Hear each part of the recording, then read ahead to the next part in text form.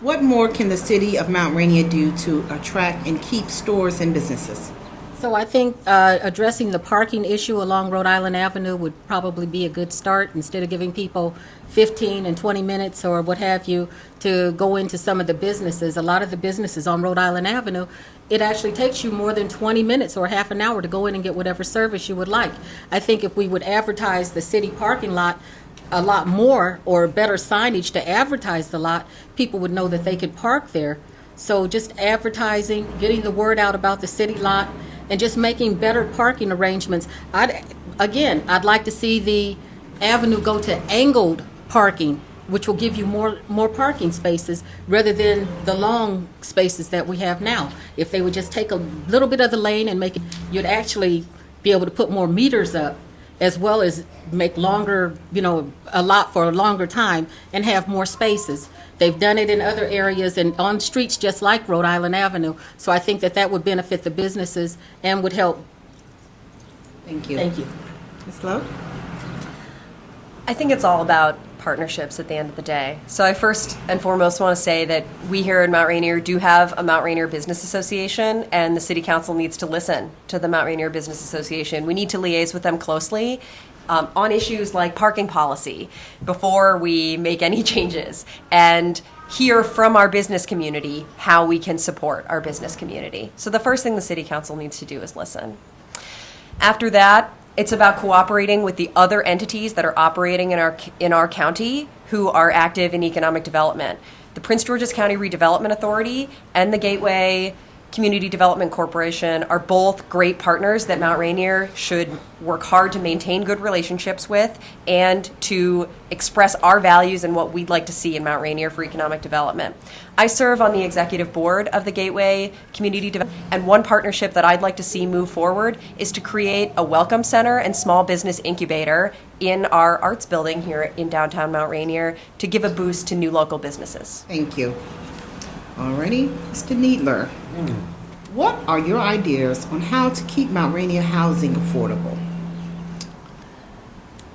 Well, actually, a project that we've been working on for a number of years is an architectural conservation zone, which the county is working on. And one of the goals of that zone is to retain affordable housing.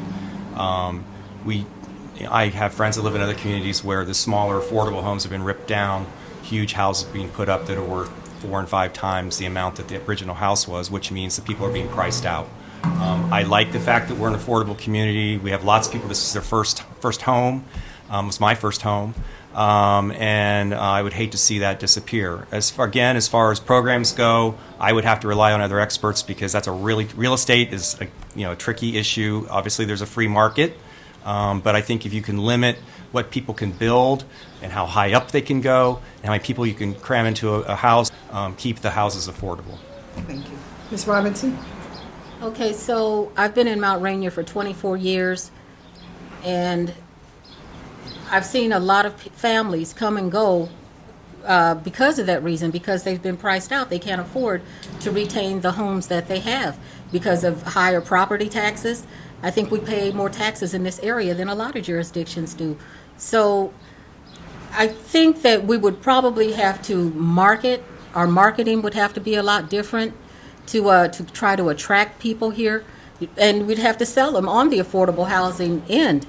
I think it's going to be very, I guess I'd have to say I think it's going to be difficult, and you would have to rely on the real estate market because we're right next to the District of Columbia, and people want these properties, and they're willing to pay more than normal. And so if you were a seller, I think you're probably going to go for that higher price rather than thinking of affordable housing. So I think it's how you're going to market this community to keep it as affordable housing. Thank you. Thank you. Ms. Lowe? This is such an important question because he is the foundation that undergirds everything else that we love about Mount Rainier. And it's a tough question because, as the previous respondent stated, the real estate market is in many ways outside of our control. But I think it's critical that we be proactive about this.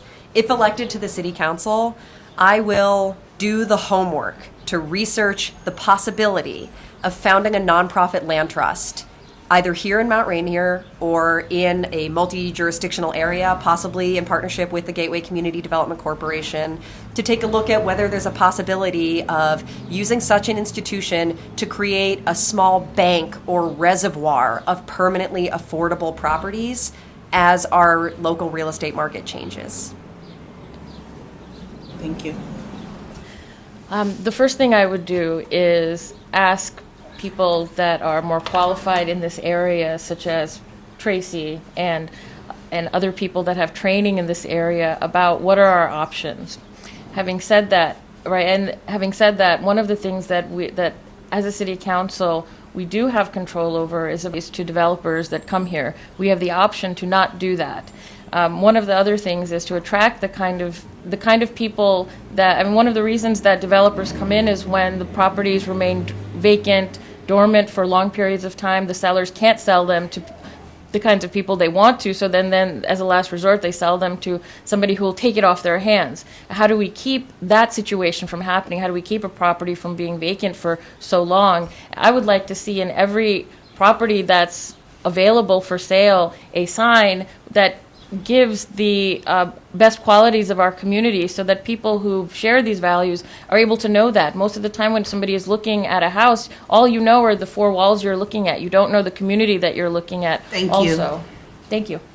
All righty. Our next question goes to Ms. Robinson, and it says, what ways will you be involved in reaching out and listening to the majority population who are renters and apartment dwellers? Well, I know that since we've been campaigning, and even before, I have friends that are inside the art building over there, so I do go over and talk with them from time to time, and one of the issues that they bring up is being able to stay in affordable housing, so very interesting that we brought that up.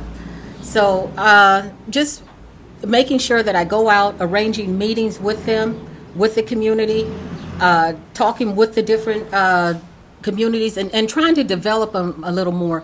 As a part of my job in the District of Columbia, we develop blue hat patrols, orange hat patrols. I know those aren't new, but to get a group of people together that'll go through apartment buildings, point out some of the different things that need to be addressed, and work with management on getting those things done. I've always been an advocate of doing that type of work, of working with the people in buildings and in the community to make sure that we address topics of concern. Thank you. Ms. Lowe? This is also a really important question, and I have two main thoughts about it. The first is that we do have community institutions that have the potential to unite us, and we should take advantage of those institutions. First and foremost, our public elementary schools here in Mount Rainier. Schools are something that brings families together, and that's a natural meeting place for us to start this conversation. So I would reach out to the principals of our elementary schools for their advice about how to move forward with this. I think also that the diversity of language affinities here in Mount Rainier is a huge challenge, given that we're all sitting here right now having this conversation in English. I'd like to see the message become bilingual. I know I just said that I never wanted to do any new programs and I wanted to balance the budget and not spend any money ever. But I do think we need to commit to making the message bilingual. I think we need to tighten our belts and do whatever it takes to make at least that much happen. All righty. Ms. Shaw? Before we can ask how we can get the renters involved, we have to ask ourselves, what are we doing for the renters? Why would they want to leave their apartments and their apartment buildings and come to a meeting? What are they getting from the city that they're not getting from their apartment buildings? And part of that has to be programs for them, which we don't need to spend our own money for it. There's a lot of money in the county, and there are state programs. There are different programs for ethnic and language groups that we can partner with. And how do we get people outside and to look up and realize that they're in a city? In the canvassing I've done in apartments, for most people, I'm the first person from anything related to the city that has ever come and knocked on their doors. Most of them didn't know there was an election happening. Most of them didn't know that, how many people are on the council. We need to engage them more before we ask them what they can do for us. Thank you. You want me to repeat the question? Oh, good. I Okay. like all those answers. Great, And great. I'll just add a couple things. One is that one of the big problems is the language barrier. And it's not just Spanish. There are a lot of other groups that have different languages. The other thing is the turnover rate in the apartments is so overwhelming in a lot of cases that they're only here for a couple years maybe and then they're gone. But we do have long-term folks that have lived in those apartment buildings, some of them for 30 and 40 years. And when I first came to council, there was an Orange Hat group in Queenstown. It was very active. It was mostly long-term patrol with the police, the property, pointed out problems. And maybe what we need is to try to get the police to re-engage with whatever groups of people are interested in the apartments to set up those Orange Hat groups again, because they've kind of disappeared over the years, and probably because the people moved away. And the other thing is the youth, the community center, the recreation center that I was talking about, that we should get park and planning to build right smack dab in the middle of Queens Manor, Queenstown, and Kaywood, to provide programming, to bring people together just like in the schools. That's what we really need up there. Thank you. Miss Lowe, what do you perceive to be the 3 most important concerns facing the city? In 1 minute or less, the 3 most important concerns facing the city. Public safety, which we have discussed ad nauseum and is a two-sided coin. So, one, the security that we all want to enjoy, including while using our transit plaza. But also knowing that we have having trust between the community and our police force. Growing development pressure that threatens housing affordability, a lot about, so I'm just going to name it and move on. And third, the significant turnover that I anticipate is going to happen among our city staff in the next couple of years. We are going to lose a lot of institutional knowledge and great experience, and it is absolutely critical that we recruit great new talent to our city staff, to lead our city staff, and to help us work with the county. Great. Ms. Shaw? I agree with Tracy. I think that for the next term, one of the most important decisions that the City Council will help make is who will be the new city staff manager. And that's one big priority. Another one is the economic development, not just the Street Sense project, but supporting the local small businesses. And the third priority is getting communities that have been less engaged, people that are in the apartments, people that are from communities where English is not their dominant language, people that live on the south side of Rhode Island Avenue, finding and putting funding forward to do things like have block parties, to have things where people are able to come and voice their concerns as well as have a slice of pizza. Keep doing the things that bring our community together. So economic development, as well as small businesses, and getting the community together, and the city staff. Thank you. Mr. Needler? Well, since I only get 3, I'll say I agree with that, and then I get my own 3. So, but no, seriously, I mean, one of the issues is are we talking short term or long term? And I think part of the problem I've seen over the years is that the council ends up being too short term. You've got to think long term if you can. And so long term issue is, again, that annexation and that West Hyattsville development that will come eventually, and we need a piece of that pie to give us the tax base to help us do other things in the city. Balancing the budget, absolutely. We cannot go back to the days where we were paying payroll on the credit card, and literally we were doing that in the early 2000s. We were so broke that that's what we were doing. We cannot go back there. And I think the affordable housing issue, it will definitely change the community if we don't address that issue. Ms. Robinson? I agree with everybody else, but I also think that if my top 3 are going to be the commercial development for the city, improving our tax base. Again, I think we pay very high taxes here for the quality of services that we receive. We've seen a great reduction in our services in the past few years, and I am talking about the trash pickup, and that's been a big issue. But I think that commercial development, property taxes, and affordable housing, those would be my top 3 issues. And again, the annexation. I think that that's really going to help this community if we're able to get a foothold in that. So that would be it for me. Great. Ms. Shaw, the question goes to you this time. Okay, I don't know what this is, but I'm going to assume you all do. So if you don't, tell me, and we'll move on to another question. What do you think about the Street Sense project? Oh, we all know what that is. Okay, all righty, yeah. Well, first let me say I'm very excited of what could be. However, it's important for us to not be short-sighted and jump into a deal just because we are eager to match what we see our neighbors have. I know a lot of developments have happened in the last 5-7 years in neighboring DC and Hyattsville, and I think people are very eager to see some change happen here. We're in a very different situation than those two municipalities, which are much larger than we are. So doing things like making sure that whatever deal is struck with Street Sense, there are things like milestones and penalties for making sure that they have some milestones as they're going along and they don't get all the money at once, that there are penalties if they don't fulfill their bargain, their end of the bargain, and also we need to make sure that they have some skin in the game. We've been debating this for about 2.5 years, and they've lost nothing. We've lost 2.5 years. So what can we do to get them to feel like they're more invested in this? We need to ask them to put some money up front. Great. Mr. Needler? I support it. I don't particularly. They've changed the plan from what they originally presented. They ignored us for basically a year, and then suddenly came knocking on our door again once we said we were going to reissue the RFP, look for new project developers. So we are in intense negotiations. We're trying to get the best deal we can for the taxpayers. The county, I'm just going to be honest, the county's putting pressure on us. The county's part of this deal too. They are putting millions of dollars into it as well.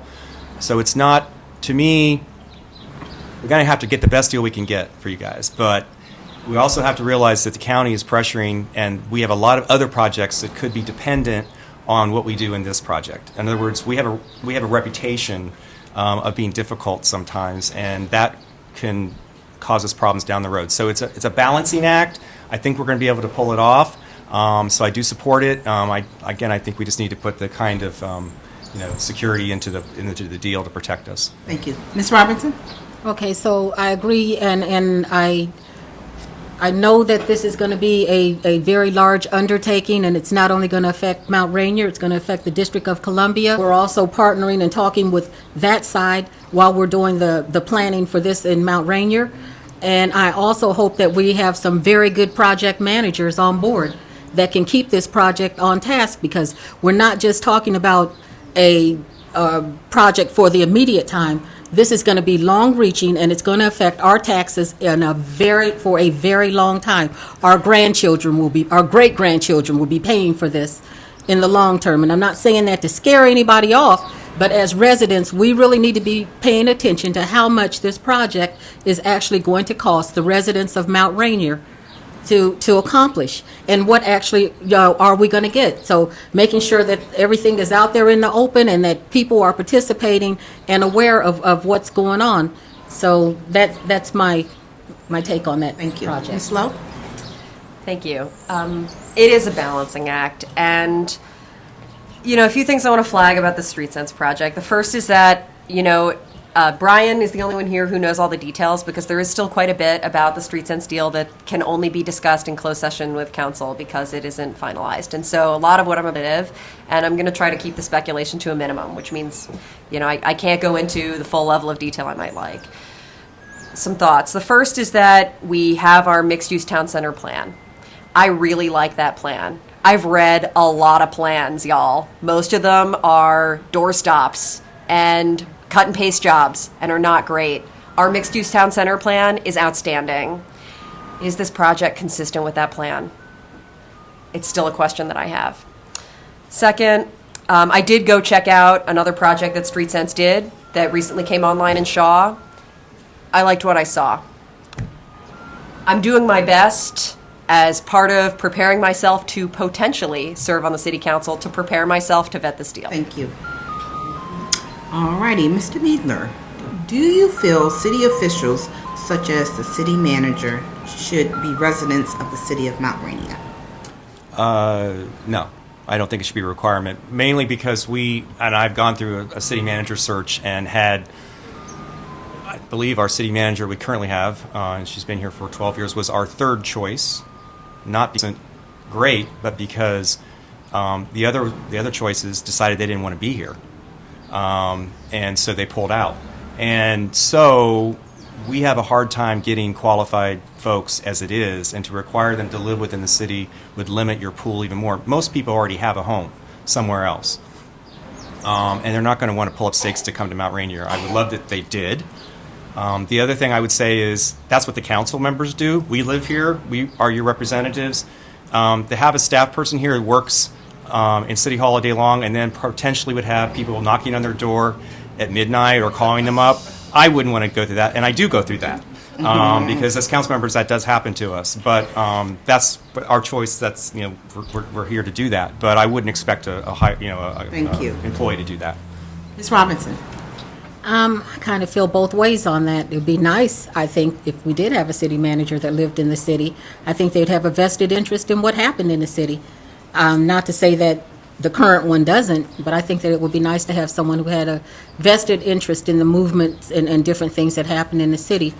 If it came down to an experience of someone that was, you knew that they were able to get the job done and their credentials were right on board with getting the job done, I think you'd have to weigh that in hiring a person to take that position.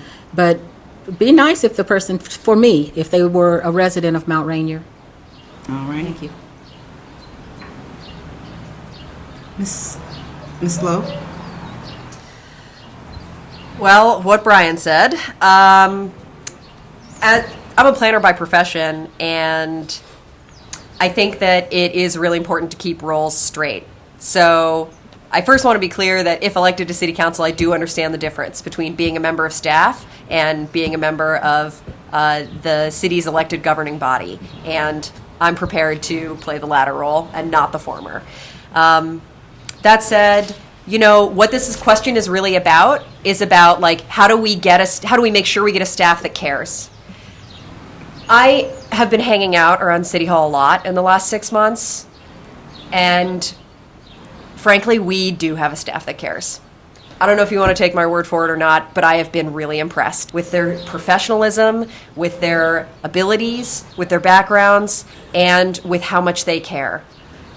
Lord, do they care. And we are blessed to have them, and we already have that. Thank you.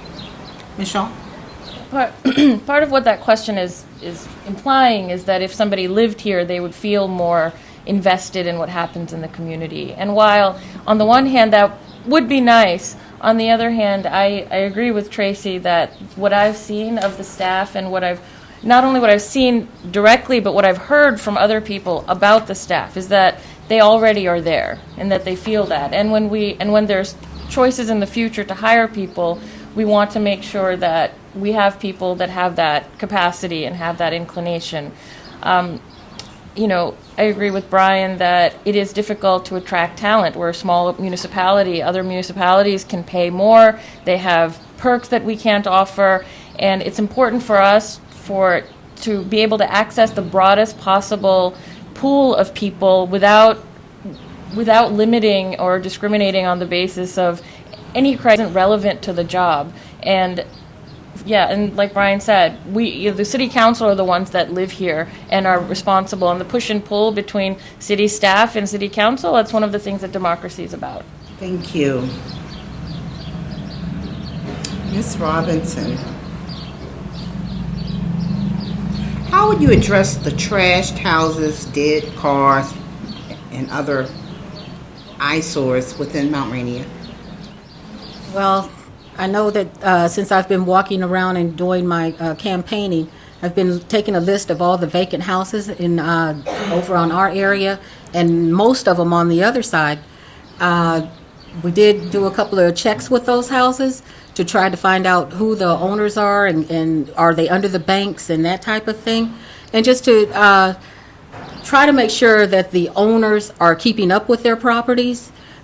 We have a couple of abandoned ones that people are actually going inside those places, and we've been really working hard with the city council and with the the city manager to make sure that the owner is notified on those properties. Also, I have also asked that we look at the amount that the owners are being charged. I think it's $300 a month that they pay for a vacant house. I think that amount should be increased a lot. I think that that's a very low amount to keep a house vacant for years.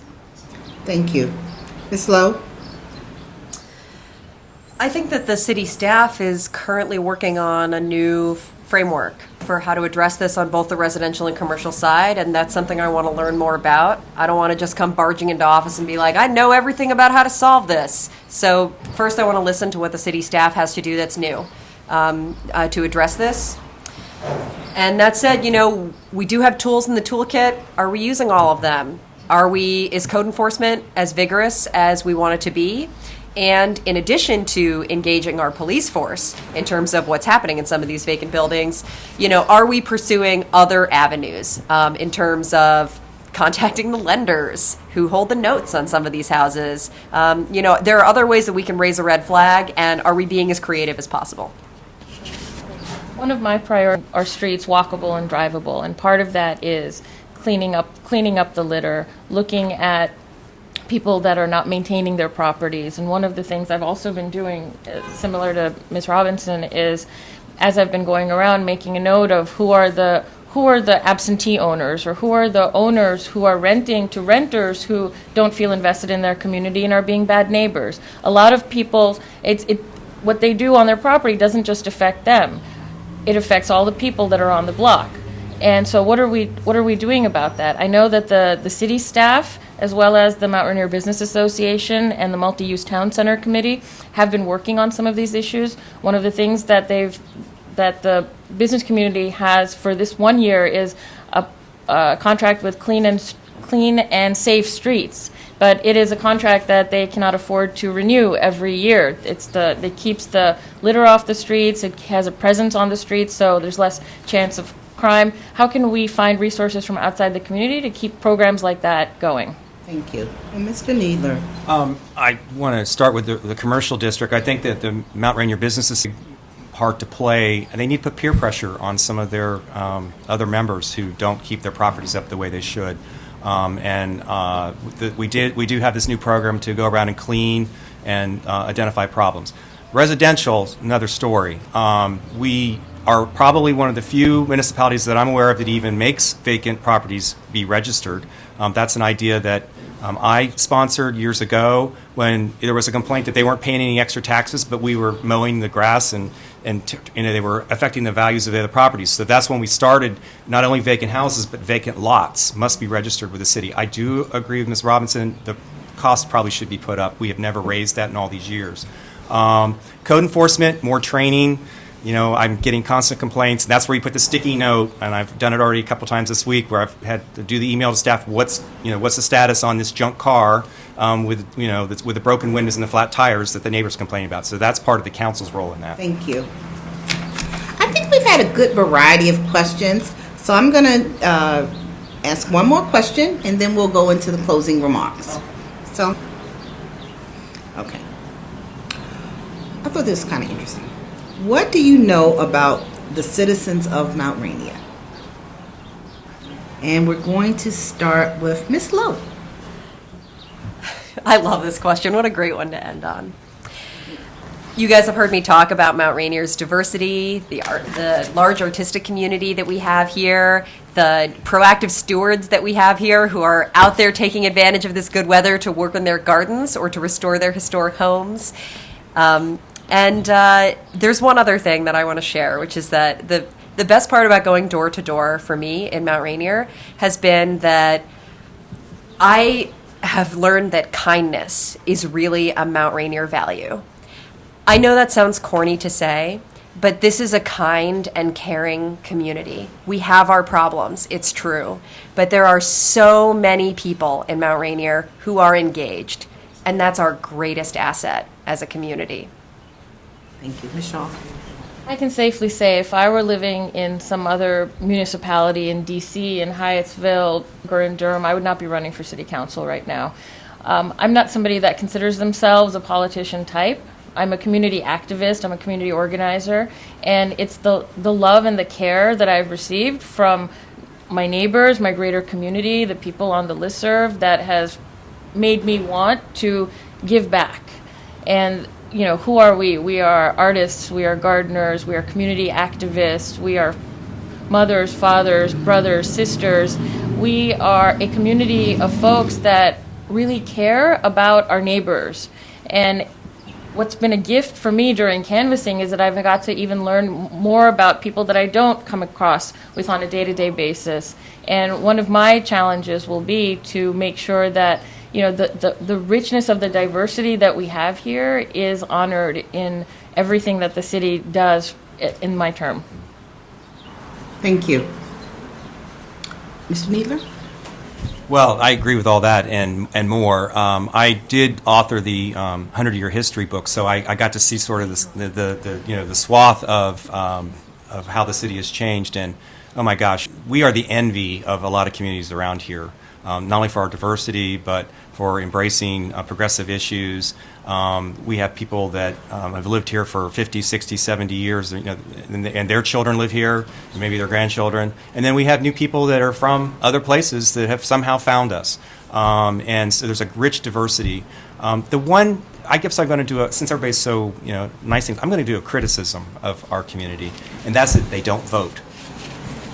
It's very disappointing. We go door to door and talk to all these people, and we look at the voter list, we have it, and we see some of the blocks, there's one household that has voted in 5 years. So if I'm going to say something I know about the community is, they don't vote, and we need to change that. Thank you. And Ms. Robinson? Okay, so as a 24-year resident of Mount Rainier, I have gotten to know a lot of my neighbors, and what I can say I really appreciate, I raised my son in Mount Rainier. He's currently on the police department. My sister is a resident of Mount Rainier. She's on the police department.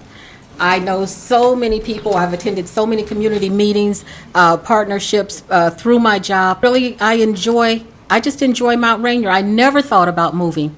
I've in all these years, and even next year, if I'm able to retire, I still plan to live here. I like Mount Rainier. I like the direction that the city is going, the way we're moving. Again, I think that we probably need to do a little better job being child-friendly. I'd like to see a lot more activities for younger kids. I meant what I said about 2-year-old children. I have seen it. They need to be in school. They learn a lot. Their brains are like sponges, and I want to see it. I've talked to many parents. We need to do this. Thank you. Well, that's the end of our questions. Each candidate will be given 1 minute for closing remarks. And so, Ms. Robinson, you were last, so you'll be first. Okay, so thank you for coming out tonight. I really appreciate having the opportunity to address everyone and to answer some of the questions that we had. If I am elected to this position, I know the kind of work that I do. I'm a very diligent person. I make sure that I listen and I try to bring the community together. I don't believe in just hosting meetings and not taking the meeting to the community. So I think we should host more of our meetings at Kaywood Gardens, at the Art Center, take the meeting to them and not always expect people to come and meet you at City Hall, because as we've seen, you're not going to get the turnout that you need. You need to take the problem or take the issue to where you need to be. So if I am elected, I am that type of person. I believe in going out in the community, working with the community, listening, and addressing the needs of the community. So thank you. Thank you. Ms. Lowe. It would be an honor to serve on the Mount Rainier City Council for a 4-year term, but it's also a huge responsibility, and it's something that I take very seriously. It's not easy to fulfill that role. I've been attending all of the city council meetings since January, and I've seen how many issues the city council has to confront and how much they have to juggle, all in their copious amounts of free time. I think that I have a sense of what I'd be getting into if I was elected to the city council, and it's something that I'm prepared to take on because this is such a critical moment. I think that I have a skill set that can serve the city in a very productive way in this upcoming 4-year period. And if you do vote on May 4th, I hope you'll consider me. Thank you. Ms. Shaw. My big priority on City Council will be to leverage the social capital we have in the city for helping our diverse populations, as well as bringing in resources from outside into the city. I want to make our streets walkable and drivable. I want more resources, whether they come from the city or we bring them in from outside, for all of the new families that have moved in here in the last 5 to 8 years that have young children. 20 years ago, this place had quite a few services for youth and for children, and as those kids engaged, people saw their kids go off into different high schools and move on. That subsided. I want to bring that back. I want to use the skills that I've learned not only as a community organizer, but as an attorney. I've had settings where I have to use my teamwork skills as well as be able to ask the tough questions. And I want to be able to do both for the city. Thank you. And Mr. Needler. Well, we've all heard this a million times that we're the new hot neighborhood, that we're at the tipping point, on and on and on. And I actually believe we're beyond the tipping point at this point. And what we have to be aware of is that we don't want to get run over by that truck as it comes from both directions, from DC and from Hyattsville. We need to maintain as best we can the character of our community, our neighborhood, and cherish that. And I don't know all the answers to how to do that, but I'm certainly willing to listen to other people's ideas and try to do the best I can to make the decisions to make that happen.